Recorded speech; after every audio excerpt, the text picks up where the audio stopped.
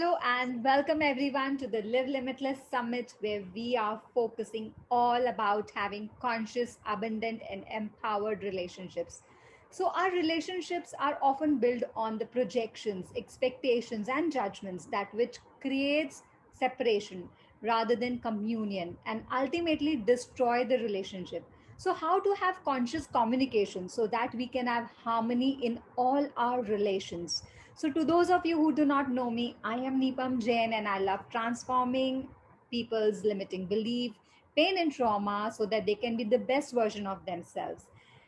And on this note, I welcome Dr. Renea today with us. Welcome, Dr. Renea, on this show. I'm really excited to have you out here today with us. Dr. Well, thank you for having Renea me. Skelton is a certified emotional intelligence and life coach.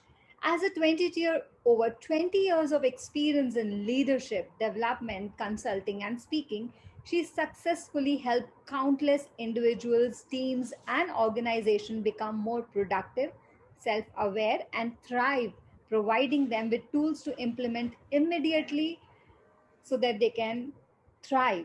She's also an inspirational speaker. She provides authentic storytelling that changes perceptions and captivates audience, challenging comfort zones to tap into one's full potential. She has her motivational podcast, Battle Pod, which can be found on Spotify, and she also is the author of an award winning emotional intelligence children's book series, The Adventure of Henry the Hedgehog. So, welcome, Dr. Renea. We are so excited to have you out here. So, what's there in your toolbox for our viewers out here today? Over to you. Thank you. Thank you for having me. I'm excited to be here. Like she said, I am a certified emotional intelligence and life coach, and I have noticed that there are so many fixes out there, and here's 3 steps to fix this, 3 steps to fix that. But guess what? Humans are not broken. We're not broken.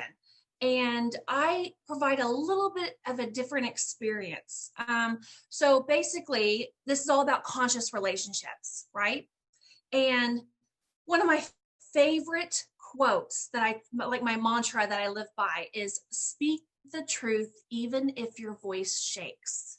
And a lot of us, we go through life and we wear a mask, and we go through relationships with our children, with our significant others, with our peers, our friends, our colleagues, and we're not effectively communicating. We're not basically telling them what we truly want, because based out of fear, usually. So today I'm going to talk about some of the secrets to effective communication. They may not be secrets to you, but it's something for you to be aware of, and things that we're doing that we necessarily don't realize we're doing. Now, you're going to learn how to listen and be heard during moments of conflict, especially with your children. Understand the effect that your words have on others, and how to set clear boundaries. That's one thing we struggle with, is just setting boundaries for ourselves and others. Because guess what? We're superhuman. We could do anything and everything, right? Yes, yes, But that's not the case. And guess who it hurts ultimately? Us. yes. But it also hurts them as well. And I'll talk about that. Okay. So when you become clear on your communication, when you become conscious, because it's all about conscious relationships and communication, you can develop these emotional intelligence skills. And emotional intelligence, if you are unaware, is basically managing, not controlling. It's managing your emotions, navigating through that, as well as the emotions of others. So that's truly important. Now, for example, when you are in a conflict with an individual, it could be your spouse, like I said, your significant other, your child, or whatever, you have to identify where the feeling is coming from. A lot of us do not do that. They skip that step. They automatically retaliate, you know? So for example, when if you have a husband or a spouse and you say, my husband is never on time. I'm sure never is not accurate, right? But in your mind, it is. Now, see, as Okay, so the average brain doesn't fully develop to the age of 25. We know this, that's neuroscience. And the amygdala is the back part of your brain, and it's your emotional part of your brain, and it takes over. That is why your children, when you ask them, why did you do that? Like, really, why did you do that? They're like, I don't know. I'm sure every parent's heard, I don't know. Because they truly, in that moment, their amygdala, their emotions took over. The last part of their brain to develop is the prefrontal cortex. That's the decision making. Hence, that's why they don't know, right? But as parents, we automatically retaliate and go, what do you mean you don't know? What do you mean you don't know? And guess what that does to the child? Wow. It shuts them down. It shuts them down. And you just eliminated that trust with them, that safe space. But we don't necessarily think like that as parents, because guess what? We come from a good place. We're trying to protect them. Yes. Because guess what? That was also self-serving. And what I mean by self-serving is that for us, we've been there, done that. We want to protect them, right? But it's necessarily not protecting them. And that's what's interesting. So when a lot of us, we have this event and we have a story. So the event is, my husband came home late 30 minutes. He told me he was going to be home at 7 p.m., but he came home at 7:30. But we create this story in our head going, oh my gosh, he's always late. He's always late. He must be mad. He doesn't want to spend any time with me. You see, I'm creating this story in my head, and we react off the story. Yes. And that's very versus the event. If we would just sit back, identify the emotion, why am I angry? What actually happened? Oh, he was 30 minutes late. Okay, I can address that, versus going, oh, they always did this and they always did that. And then guess what happens during dinner? Everybody's huffing and puffing. They're being passive aggressive with their comments. Do you know what I mean? This is what happens all the time. Now, this is what's crazy with relationships. This is an interesting statistic. The highest rates of divorce. Now, I know with the pandemic and everything going on right now, it's a little bit higher. It's actually 23% higher. yes. But these are the years of divorce. These are the divorce rates based in years. 2, 7, 10, 12, and 22 years of marriage. People get divorced. 2, 7, 10, 12, and 22 years. And within 6 months of a major life event, like giving birth, adoption, or like a death in the family. And then I ask people, why are people getting divorces? Why? They're like, oh, money, finances, children leaving the house. But guess what it all funnels down to? Communication. Yes. They're talking about all that stuff. So a lot of us also, I say a lot of us because I'm in there with you, even though I've been doing this and I'm a coach and everything, I still fall short. We don't take responsibility for our feelings. We blame other people. You know, you make me feel this way. You're making me angry.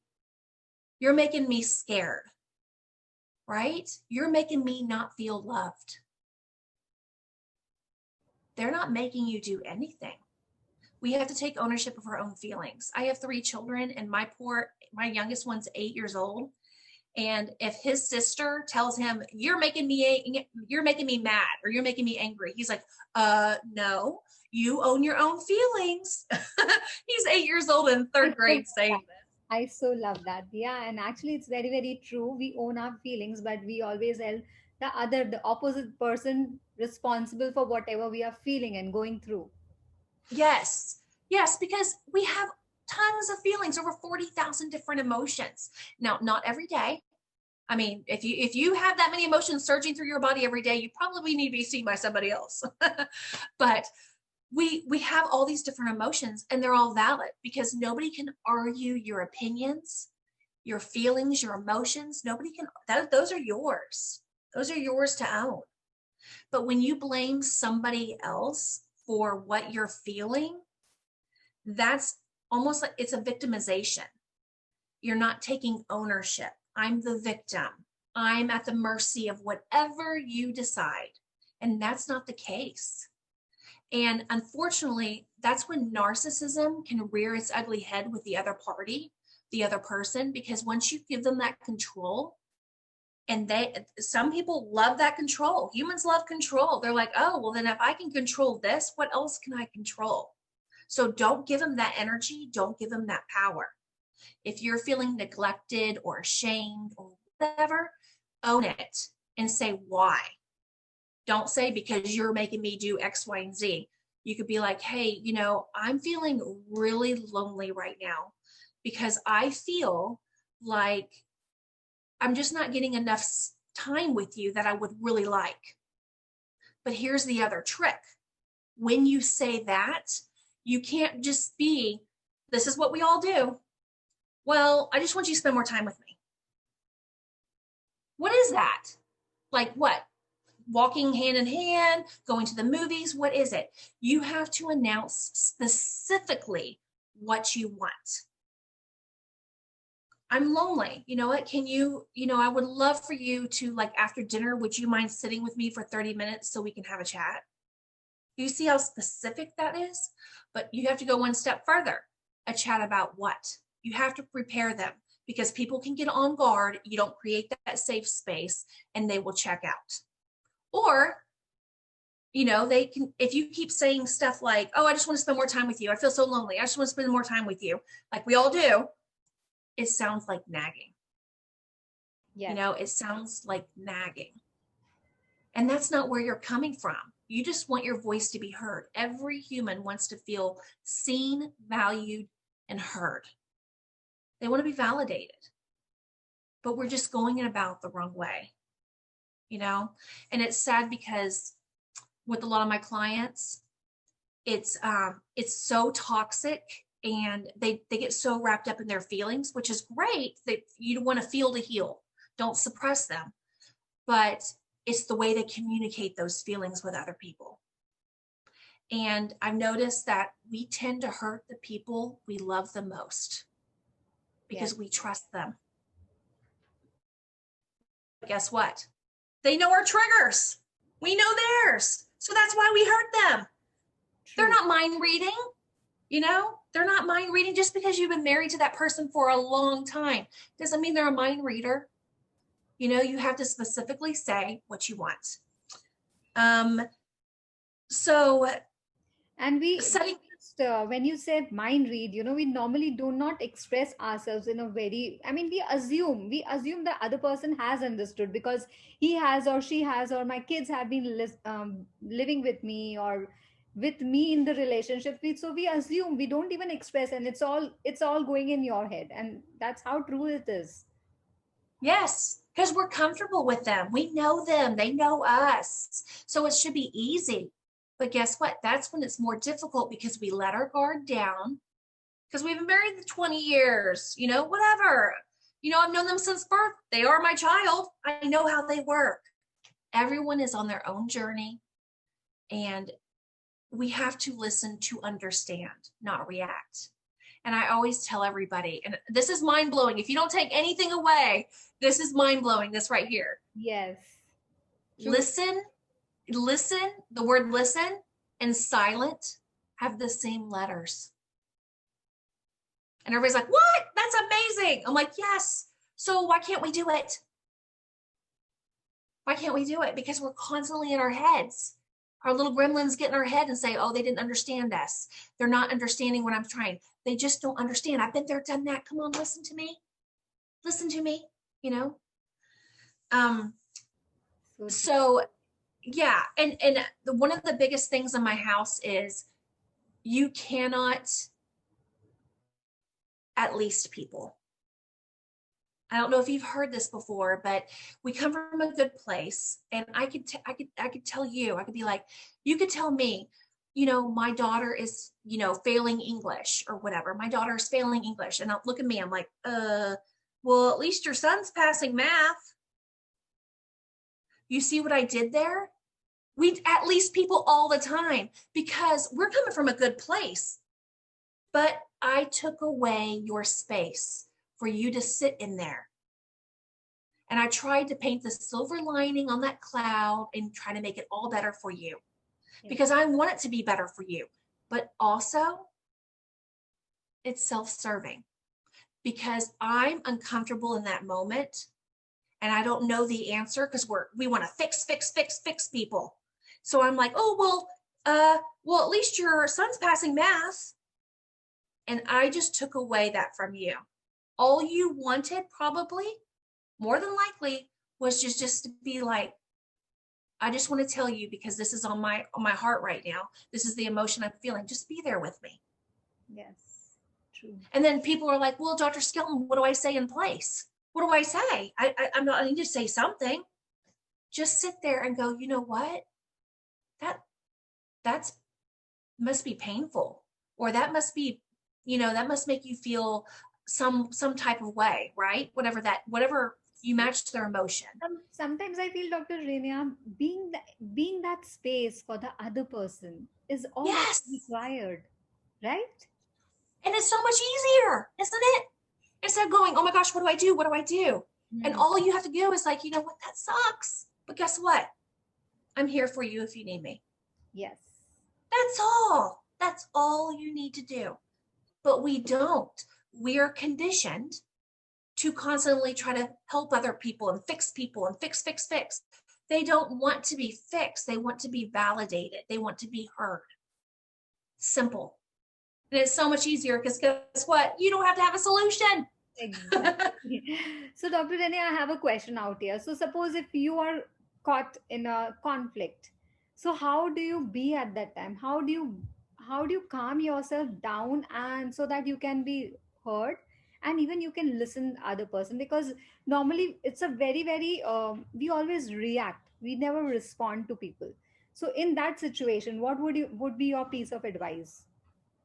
Very good question. What I would do, I mean, there's so many different ways, but like I said, it all starts with being the observer who you are.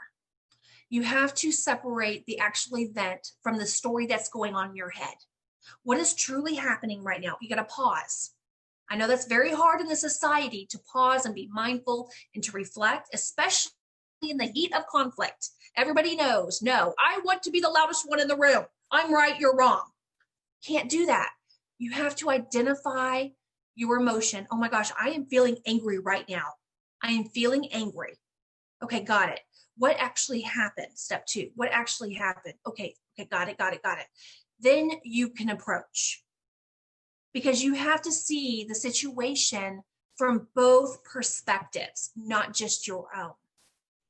And that's one of the common things that we do. We see it from our own perspective and we react to it. True. So, yes. So to do that, and then you approach them. And you may have a really good conversation because you're calmed down and you're only addressing the event, not all the story emotions going on. You're addressing the event. Because you've heard probably couples go, we had this big, huge argument. What was it about? I don't remember at this point. I don't remember because they kept going based on their story. Yes. Right? And it's sad. And then they get a divorce. I mean, I'm not saying like right away. I'm just like, it builds up over time. It builds up actually. And then it just erupts like a volcano at some time because you're not expressing, you're not being conscious while communicating. Yes, you're so accurate. And it's unfortunate because they don't see it because they're so into it. The toxic, it's a toxic circle. And you know what? When you address somebody, they may not be ready to hear, they may not be ready to talk. That is okay. That is okay. That's when they're setting their boundaries with you. They may not be like your personality, and want to talk it out and hash it out right then, right there. Some people need to step away, let it digest, let them think about it, and then come back. If they want to do it, it's okay. But you have to have a conversation, a very vulnerable conversation, and say, I understand. You got to validate them. I understand that you're frustrated right now. I am as well. If you need to step away, that is, I'm okay with it. You got to give them that permission, that safe space. And when you're ready to talk, I'm here for you. Yes. And then they could be like, oh, okay. Yes. Okay, thank you. And just walk off or just stomp off. They may even just stomp off, right? Or slam a door. Fine, let them do it. And then they'll come back to you. If they don't, you need to set that boundary and say, that expectation and be like, can we talk about this maybe in the morning? That'd be great. It would help me out. You just gave them a period to let them decompress. So you spoke about this boundaries, Dr. Renea. So what are these boundaries, and how do we know how to set them? Or can you just let us know a little bit more about these boundaries and why it is important to have even a boundary? Yes. Okay. Boundaries are so important because studies have shown that, even with women, we want to do everything. We're like the sage on the stage. It is not coming from ego. It's coming from, I feel like I have to do everything. And things keep piling and piling and piling because we're trying to show our self-worth, or we're just trying to have our family survive. But guess what? That's not ours to own all the time, but we feel like it is. We do. So we say, I'll do that. I'll do this. I'll do that. And it keeps pressing us down. And guess what? It robs us out of our joy. We forget what brings us joy. And joy and happiness are totally different. Yes. And we're like, I ask people all the time, what's your joy? And they're like, I don't know. It's like taking care of my family. Is it? Like let's peel back. It's like putting a Band-Aid over a bullet hole. No, and so joy, it robs them of their joy when you don't set boundaries. And then we get sick and our body reacts because we're doing so much, right? So if somebody comes up to you and says, hey, would you mind, I'm trying to think of something, oh, would you mind watching my children tomorrow night? Or no, tonight, let's make it tonight. Let's make it right away. And you want to be that great neighbor or that great spouse or that great mother and be like, in your head, you're like, oh, I really don't want to do it. I don't want to do it. You know what I mean? But I want to help out because they would help me out. You start rationalizing, see, they would help me out. So yeah, maybe I should watch them. And what if I need them sometime? Oh my gosh, but I really need to spend some time with my family tonight. Oh, okay. Yeah, I'll do it. Okay. So you see what you just did there? Yes. Everyone else loves you. Your friend loves you for watching her children. That's great. You're not loving yourself at the moment. And then all of a sudden, you almost like tend to resent them because you're like, I can't believe, you start getting that story in your head. I can't believe they asked me to do this and they never do this, or they, you start rationalizing and all these different emotions, all this confusion, It is so very important to set boundaries and express yourself, right? Yes. So all you have to do is if you don't want to do it, tell them, but don't no, I'm not going to do it. There's a way to do it. Just say, you know what? Thank you for trusting me with your child. You see that what you just did, you created a safe space for them. Thank you for trusting me with your child. However, don't say but, just say, however, I was planning on spending a little bit of extra time with my family tonight. Would you mind if, unfortunately I can't do it tonight, but in the future, I have no problem doing it. You see, they're like, oh, you let them down softly, right? Because you don't want to set the precedence of you just saying yes to everything. Lovely. But we do. Yes. We do. Thank you so much. Yeah. It's really awesome understanding those boundaries and how to have conscious communication. So before we wind up, Dr. Renea, you have any last few tips for our viewers to take away from today's talk? Just be true to who you are. Everybody keeps throwing the word authenticity out and stuff, but I don't know if people truly understand that word. Be true to who you are. Like I said, we all wear masks in life. We try to be somebody we're not.